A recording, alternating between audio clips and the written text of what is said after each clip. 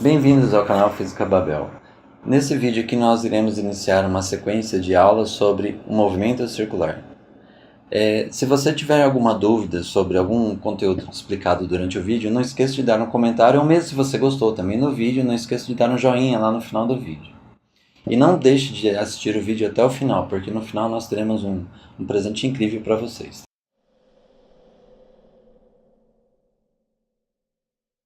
O que significa um movimento circular? Um movimento circular é um movimento periódico, um movimento de uma roda girando, de um badalo, de um sino balançando e assim por diante. Mas para entender o movimento circular, eu preciso saber medir a circunferência. Para medir a circunferência, eu tenho que descobrir como que eu vou medir esse tamanho e qual a relação dela com o movimento circular. Um círculo ele tem 360 graus, mas a circunferência, existe uma razão para toda a circunferência, que é a medida do valor do π. Então vamos dizer que eu queira descobrir o π. De onde que ele veio, esse π? Arquimedes de Siracusa, por volta lá do século III a.C., ele teve a seguinte ideia, de usar uma fita para fazer a medida da área externa da circunferência, medir um valor. Aqui deu 22 centímetros e fez a razão entre o diâmetro da circunferência. Medindo aqui, temos 7 centímetros. Fazendo a divisão de 22 por 7, dá aproximadamente 3,14, que é o valor do π. O estudo do π, essa razão do π, ela vale para qualquer tipo de circunferência. Os árabes, lá por volta do século IX, eles continuaram usando o valor do π, e esse conhecimento ele ficou de uma certa maneira um pouco esquecido. Só em 1665, Isaac Newton ele conseguiu fazer um cálculo mais preciso de π, alcançando uma casa de 16 dígitos. Mas ainda não se chamava π. Só em 1706 que o matemático William Jones ele pensou como que ele poderia colocar o nome de π.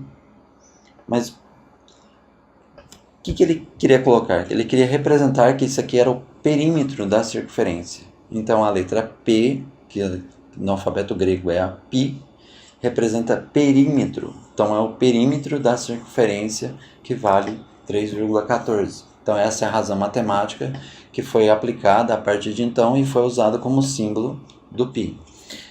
Mas o símbolo do π ele só foi popularizado pelo suíço Euler um pouco tempo depois. Nós sabemos que o ângulo ele representa 360 graus de uma volta inteira na circunferência. Só que a unidade de medida que é utilizada para medir a circunferência num movimento circular é o radiano. O radiano ele representa o quê? Se eu medir a distância do meio da circunferência até a extremidade, tem um raio.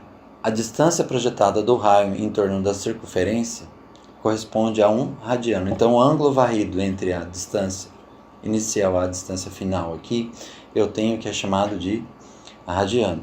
Então, dando a volta na circunferência, nós temos ao total 1, 2, 3, 4, 5, 6 segmentos do raio e falta mais um pouquinho. Esse um pouquinho aí, nós iremos descobrir como que nós iremos calcular ele. Então, essa é a relação que nós temos entre graus e radianos.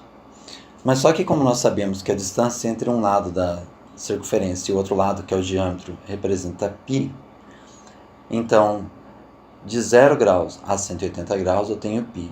De 0 graus até 90 graus é metade de π.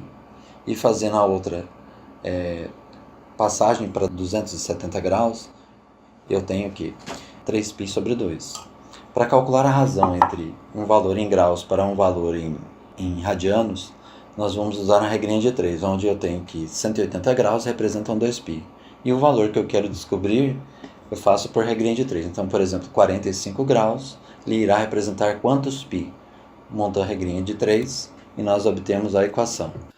Assim, então, o comprimento da circunferência, ou seja, a distância para dar uma volta completa, em qualquer circunferência é 2π multiplicado pelo raio. Então, sempre esse valor irá valer. Então, esse corresponde à distância percorrida por uma volta colocada em linha reta. Vai ser 2 vezes 3,14159 multiplicado pelo raio de sua circunferência. E como eu havia falado para vocês, aqui na descrição do vídeo vai conter uma folha contendo todas as fórmulas para ser utilizado no movimento circular, desde o movimento circular uniforme, onde não há variação de velocidade, até o movimento circular uniformemente variado, ou seja, quando há variação de velocidade angular. Não esqueça de dar um joinha e não deixe de comentar o que você achou do vídeo. Muito obrigado.